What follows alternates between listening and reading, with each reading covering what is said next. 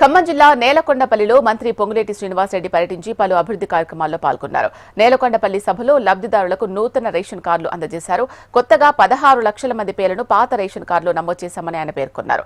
RTC బస్సులో మహిళల ఉచిత ప్రయాణానికి 5,000 కోట్ల రూపాయలు అదనంగా ఖర్చు వచ్చిన ప్రభుత్వం భారంగా భావించడం లేదని పొంగులేటి తెలిపారు. గత బీఆర్ఎస్ ప్రభుత్వం చేసిన తప్పుల వల్ల కోట్లాది మంది పేద ప్రజలు ఇబ్బందులు పడ్డారని విమర్శించారు. రాష్ట్ర ప్రజలు సంతోషంగా ఉండే విధంగా ఈ ప్రభుత్వం పనిచేస్తోంది అన్నారు. ప్రజల కష్టాలు ఇందిరమ్మ ప్రభుత్వం తీరుస్తుందని, అందరూ ఇందిరమ్మ ప్రభుత్వానికి అండగా ఉండాలని పొంగులేటి అన్నారు.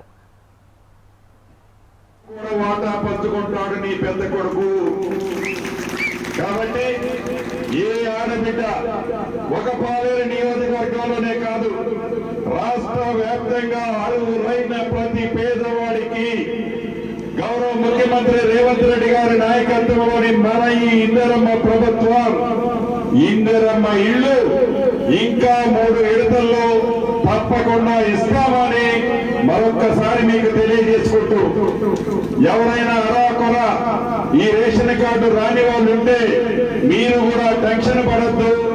ఇల్లు ఎలా హామీ ఇస్తున్నానో ఇందిరమ్మ ఇల్లుతో పాటుగా మీకు రేషన్ కార్డు మిస్ అయిన వాళ్ళు ఎవరైనా ఉన్నా వాళ్ళకు కూడా ఇచ్చే బాధ్యత ఈ ప్రభుత్వానికి నాదీనని మరొక్కసారి మీకు తెలియజేసుకుంటూ, పగట వేషాలతో చాలా మంది వస్తారు. పండగలు వచ్చినప్పుడు రంగురంగులు కండలు వేసుకొని వస్తారు. సంక్రాంతి పండుగ వస్తే గంగిరెడ్లను వేసుకొని వచ్చినట్లు కొంతమంది వస్తారు.